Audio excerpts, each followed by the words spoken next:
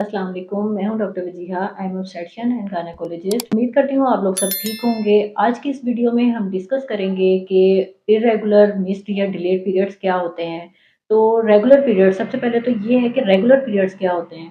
तो अगर किसी औरत के मेंस्ट्रुअल साइकिल का जो ड्यूरेशन है, मतलब एक साइकिल के फर्स्ट डे से नेक्स्ट साइकिल के फर्स्ट डे तक जो वक्फा है वो 21 से 35 दिन का है, तो मतलब है आपके पीरियड्स रेगुलर हैं। मतलब अगर किसी औरत का साइकिल 21 दिन का है तो वो भी नॉर्मल है, और अगर किसी औरत का साइकिल 35 दिन का है तो वो भी नॉर्मल है।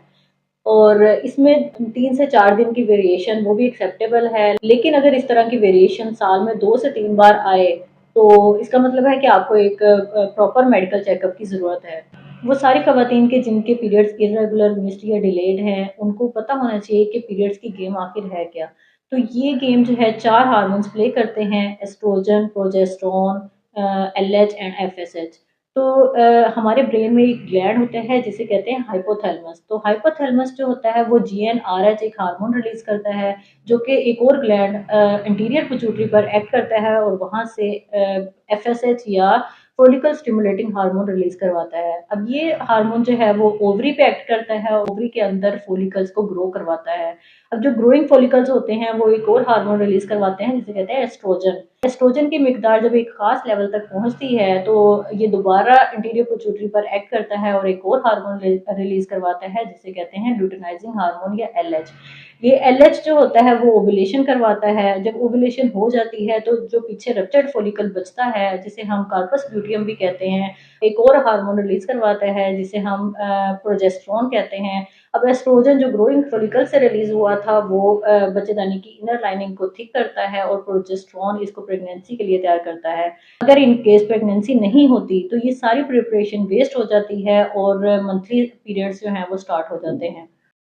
मेंस्ट्रुअल साइकिल की 2 फेजेस होती हैं: प्री ओवुलेटरी या follicular phase and post ovulatory या सेक्रेटरी फेज।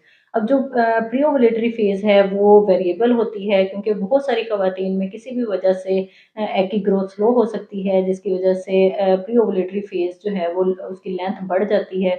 लेकिन पोस्ट ओवुलेटरी फेज वो फिक्स्ड होती है और ओवुलेशन होने के 14 डेज के बाद ब्लीडिंग स्टार्ट हो जाती है। तो मेंस्ट्रुअल साइकिल की जो लेंथ है वो प्री ओवुलेटरी फेज पर डिपेंड करती है। अगर किसी भी वजह से ओवुलेशन लेट हो जाती है या डिलेड हो जाती है या नहीं होती तो इसकी वजह से मेंस्ट्रुअल साइकिल की लेंथ पर असर पड़ता है। इरेगुलर पीरियड्स की रीजंस क्या हो सकती हैं? तो हमेशा इरेगुलर पीरियड्स की रीजंस जो है वो एबनॉर्मल या किसी बीमारी की वजह से नहीं होती। कभी कभार कुछ फिजियोलॉजिकल रीजंस भी होती हैं जिसे हम नेचुरल रीजंस भी कह सकते हैं। अगर किसी लड़की का साइकिल स्टार्ट हुआ है, मतलब उसको पीरियड्स आना स्टार्ट हुए हैं, तब भी उसके पीरियड्स इरेगुलर हो सकते हैं। क्योंकि कुछ खवातीन हमारे पास आती हैं और कहती हैं कि अभी हमारी बेटी के पीरियड स्टार्ट हुए हैं और अभी से इरेगुलर हैं, तो हम उनको सेटिस्फाई करके भेज देते हैं, क्योंकि तब हार्मोन्स का एक रेगुलर रिदम स्टार्ट नहीं हुआ होता और आहिस्ता आहिस्ता वो खुद ब खुद अपने रिदम पे आ जाते हैं। तीसरा ये कि अगर किसी कोई औरत जो है वो प्रेग्नेंट है तो उसमें भी उसको पीरियड्स नहीं आते। तीसरा ये कि अगर कोई औरत अपने बच्चे को दूध पिला रही है तो उसमें भी पीरियड्स नहीं आते या इरेगुलर हो सकते हैं, क्योंकि एक लैक्टेटिंग मदर जो होती है उसमें एक हार्मोन रिलीज होता है जिसे प्रोलैक्टिन हार्मोन कहते हैं, जो कि ओवुलेशन को सप्रेस करता है। इसके अलावा अगर किसी औरत के नेचुरली पीरियड्स जो हैं वो रुक जाएं, जिसे हम मीनोपॉज भी कहते हैं, तो तब भी पीरियड्स इरेगुलर हो जाते हैं। तो इसके अलावा अगर किसी औरत ने कोई कॉन्ट्रासेप्टिव मेथड यूज किया है तो उसकी वजह से भी पीरियड्स इरेगुलर हो सकते हैं। कुछ पैथोलॉजिकल रीजंस भी हैं कि जिनकी वजह से इरेगुलर पीरियड्स हो सकते हैं, लाइक थायराइड प्रॉब्लम्स, या इसके अलावा प्रोलैक्टिन हार्मोन का हमारे बॉडी में उसके ब्लड लेवल ज़्यादा हो जाना। ये होता है हमारे ब्रेन में एक एंटीरियर पिट्यूटरी ग्लैंड जिसके डिसफंक्शन की वजह से ये हो सकता है। इसके अलावा पीसीओडी या पॉलीसिस्टिक ओवेरियन सिंड्रोम, इस पर भी मेरी एक डिटेल्ड वीडियो है, वो भी आप देख सकते हैं। इसकी वजह से भी पीरियड्स इरेगुलर हो सकते हैं। इसके अलावा एंडोमेट्रियोसिस या बच्चेदानी की रसोलियाँ, उसकी सूरत में भी पीरियड्स इरेगुलर हो सकते हैं। इसके अलावा प्री मेच्योर ओवेरियन फेलियर, मतलब कि वक्त से पहले पीरियड्स का रुक जाना। मतलब अगर किसी औरत के 38 ईयर्स की एज से पहले पीरियड्स रुक जाते हैं तो इसे हम प्री मेच्योर ओवेरियन फेलियर कहते हैं। तो ये भी आजकल बहुत सारी खवातीन का मसला है, इस वजह से भी पीरियड्स इरेगुलर हो सकते हैं। कुछ लाइफस्टाइल फैक्टर्स भी होते हैं कि जिनकी वजह से पीरियड्स इरेगुलर हो सकते हैं। लाइक अगर किसी भी किस्म का मेंटल या फिजिकल स्ट्रेस है तो उसकी वजह से भी पीरियड्स इरेगुलर हो सकते हैं। अगर किसी को कोई फाइनेंशियल स्ट्रेस है या कोई रिलेशनशिप स्ट्रेस है या किसी के कोई एग्जाम स्टार्ट हो गए हैं तो इस वजह से भी पीरियड्स इरेगुलर हो जाते हैं। इसके अलावा वज़न का बहुत ज़्यादा बढ़ जाना या वज़न का बहुत ज़्यादा कम हो जाना, ये भी पीरियड्स इरेगुलर करने की एक वजह है। अगर कोई मेडिसिन कोई यूज़ कर रहे हैं, लाइक साइकियाट्रिक मेडिसिन या प्रोजेस्टेरोन या कैंसर के लिए दी जाने वाली जो ड्रग्स होती हैं, उसकी वजह से भी पीरियड्स इरेगुलर हो सकते हैं।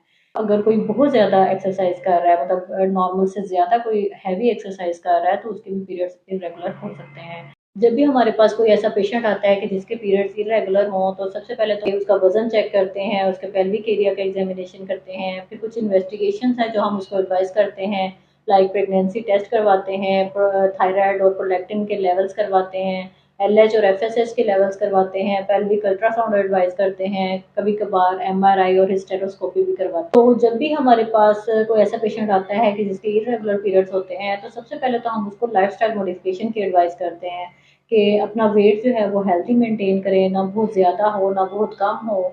इसके अलावा हेल्दी खाएं, फ्रूट सैलड और सब्जियों को अपनी लाइफ में शामिल करें और जंक फूड और प्रोसेस फूड को अपनी लाइफ से ख़त्म कर दें। इसके अलावा वॉक करें, एक्सरसाइज करें, लेकिन बहुत ज़्यादा हैवी एक्सरसाइज से परहेज़ करें, क्योंकि अक्सर देखा गया है कि बहुत ज़्यादा हैवी वेट लिफ्टर्स और जो मैराथन रनर्स होते हैं उनके अक्सर पीरियड्स इरेगुलर होते हैं। पानी ज़्यादा से ज़्यादा पिएँ। कुछ मेडिसिन भी होती हैं जो कि हमारे पीरियड्स को रेगुलेट करने में हेल्प करती हैं, लाइक हार्मोनल कॉन्ट्रासेप्टिव्स, जिसमें एस्ट्रोजन और प्रोजेस्टेरोन दोनों ही होते हैं, जो कि हमारे पीरियड्स को रेगुलेट करने में काफ़ी हेल्प करते हैं। इसके अलावा प्रोजेस्टिन ओनली पिल्स होती हैं, जीएनआरएच एनालॉग्स होते हैं, और कुछ हार्मोनल इंट्रायूट्राइन डिवाइसेस भी होते हैं जिसे मायरीना भी कहते हैं, वो भी हमारे पीरियड्स को रेगुलेट करने में काफ़ी हेल्प करते हैं। तो अगर आज की वीडियो आपको कुछ इन्फॉर्मेटिव लगी हो और हेल्पफुल हुई हो, तो please like share and subscribe my channel. अपना बहुत सारा ख्याल रखिएगा। अल्लाह हाफिज़।